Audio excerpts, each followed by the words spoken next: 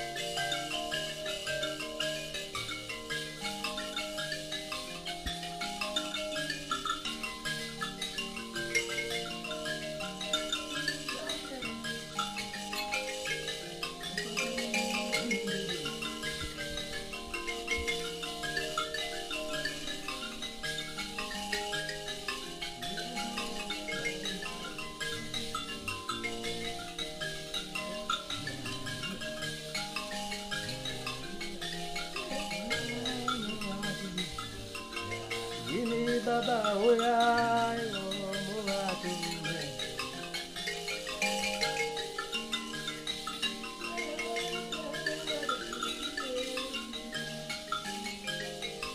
Baba oya muwatume Baba oya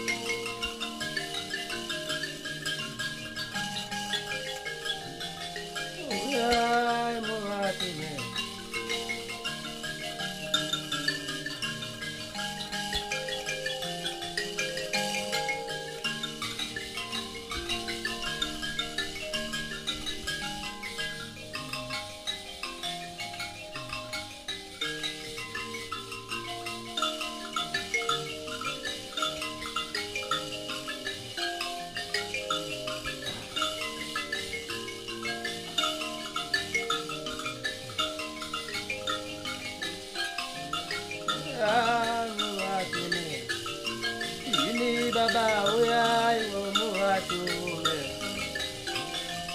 oya muwatume Vene teranyika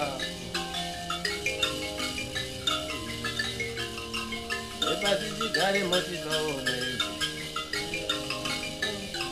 ili uyaiwo muvatume ili uyaiwo muvatume chiedza zvaranyika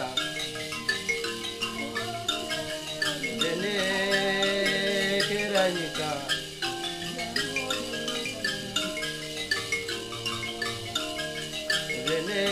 venekera nyika uyaiwo muvatume ili uyaiwo muvatume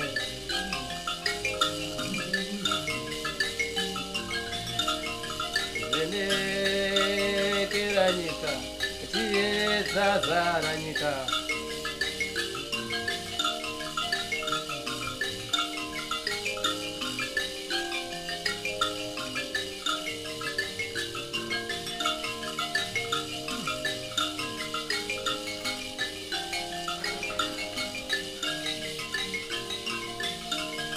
baba kwava kuparadzana baba kwava kuonekana kwava kuonekana atizare zvakanaka mufambe zvakanaka mufambe zvakanaka mufambe zvakanaka vakuru kwava kuparadzana vakuru kwava kuonekana sawira kwava kuparadzana vakuru kwava kuonekana mufambe zvakanaka mufambe zvakanaka imi timambe zvakanaka isu tisare zvakanaka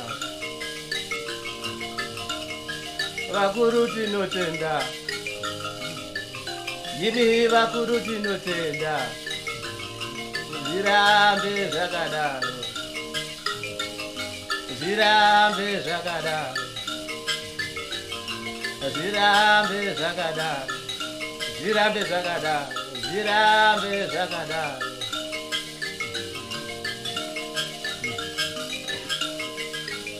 iwe mwoyo muchena mutumi wakatumwa ndatitsitsi nguva iyo yakwana ndati rudo kune mumwe nemumwe ndatenda samatenga ndatenda samatenga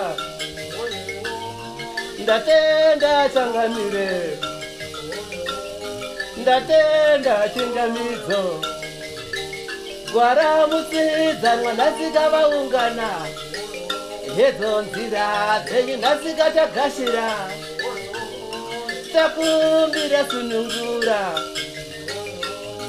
tatenda pachanidzo tatenda changamire tatenda changamire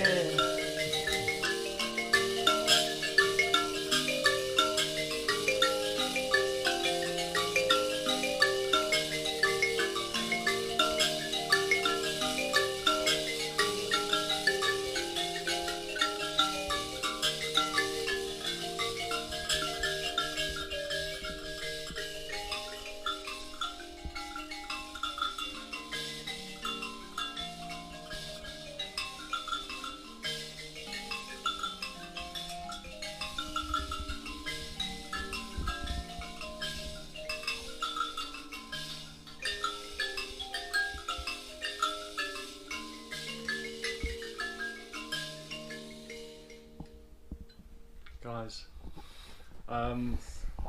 this has been an incredible emotional opportunity for me. Thank you so much for all of you coming together. This is exactly what the project is about, and we want to bring more Gwen and Burris together and more learners, and just keep this kind of stuff flowing. So Maita Basa, yeah, thank you.